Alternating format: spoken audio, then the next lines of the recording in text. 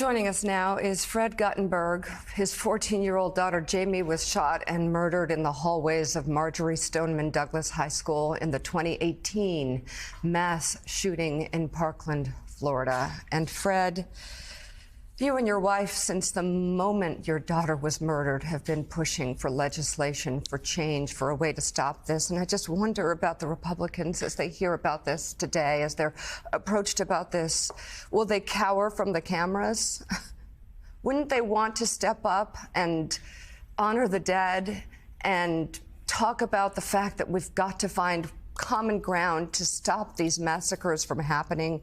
Why not try something different, even if you don't completely agree with it? Ted Cruz, Mitch McConnell, all the Republicans going to the NRA annual meeting. Will you really go there this weekend and not talk about it? Will you not talk about it? You won't even bring it up at your annual meeting on weapons. So my question for you, Fred, because you've been asking these questions for years now. What has the dark of night after this slaughter brought you to? What's going through your mind this morning? I didn't sleep last night. I think about my daughter all the time. Joe, I heard you talking about it earlier. She actually would have just finished her freshman year in college. I've watched the past year as all of her friends experienced their freshman year in college. They're living their best lives. And I visit Jamie at a cemetery.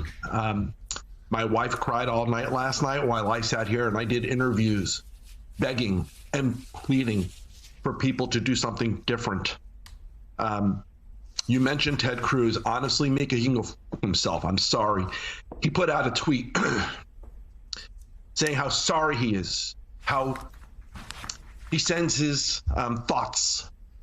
I sat with him in his office 3 years ago, and I begged that in person. I begged him. And no, he won't change because he is evil. But I begged him to do something different, to be different. And he went forward from that over the next few years, and he mocked the idea of doing anything to reduce gun violence.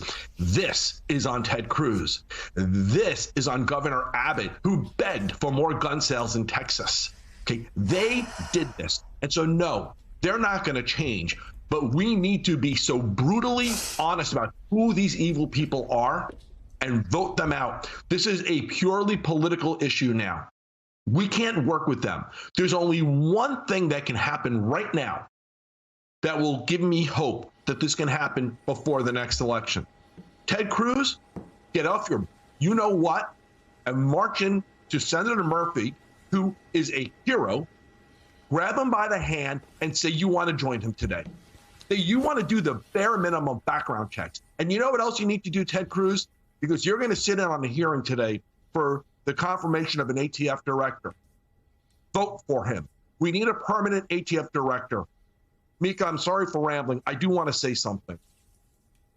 Right after Sandy Hook, 4 days after Sandy Hook, the NRA head, Wayne LaPierre, said for the very first time, the only thing that stops a bad guy with a gun is a good guy with a gun. That's the very first time we ever heard that line. That was their response to Sandy Hook. Do not let them have a response like that this time. They need to be defeated. They need to be defunded. They did this. They've talked about a slippery slope. Let's follow the slope from Sandy Hook and that comment to where we are today. They did this. Yeah, you know, there is no slippery slope here. You look at what Connecticut did after Sandy Hook. They passed sweeping gun safety legislation.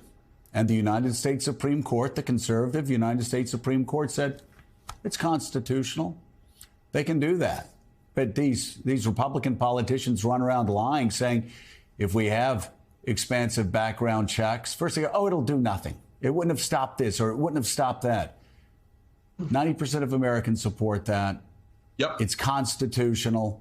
You read the case law, it's constitutional. It's not even close. I do want to ask you, though, Fred, about what these family members are going through right now. You know, when friends of mine, when their parents die, I walk them through it. And I end up by saying, Biden's right. There does come a time when their memories will bring a smile to your face before it brings a tear to your eye. Yeah. That is true. Yeah. Every time I talk about my mom and dad now, I'm laughing and I'm telling good stories. That wasn't the case after they passed away. That's just not the case with a child. It is unnatural. It is a violent alteration of the natural course of things. And you never get over it.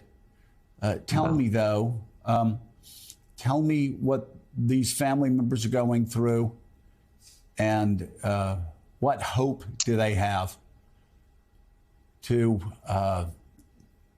save those around them, their children, their other loved ones, and keep them marching forward, even in this brutalized state. Joe, right now, they're going to have to start planning funerals, writing eulogies, hugging each other, talking about how we get through the seconds. We're not even at a point of trying to figure out how we get to the next day. It's like getting through the seconds and the minutes. I can tell you, and this is a really big deal to me, and so my wife and I look back on that first week. I have no idea how we ate. I don't know who fed my son. It was that overwhelming. And these families are going through that right now. The Buffalo families went through it a couple of weeks ago. And I spoke to my friends at World Central Kitchen who did go to Buffalo to help out. And they are right now in Texas just to make sure people are eating. This shooting for me happened in Parkland. Our community and our resources are what they are, but not every community has that. And so it's the basic necessities. It's getting through just minute to minute. But I want those families to know there's an army of survivors like me out there who will be there for you every step of the way. In fact, and I heard you talking to the Reverend, I'll be in Buffalo next week, Rev, and maybe we should talk before that. I'll be in Texas as soon as I can after this to hold their hands, to lift them up, to make sure that when the next shooting happens, we don't forget about the community from the last one, because they are going to need our help and support in an ongoing way.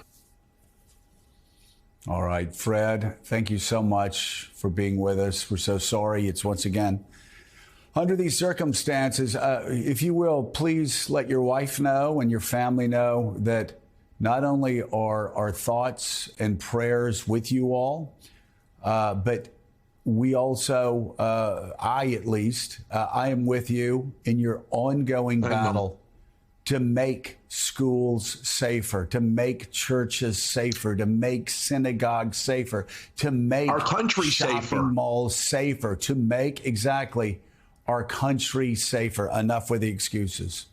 Fred, thank you so much. Greatly appreciate it. Thank you.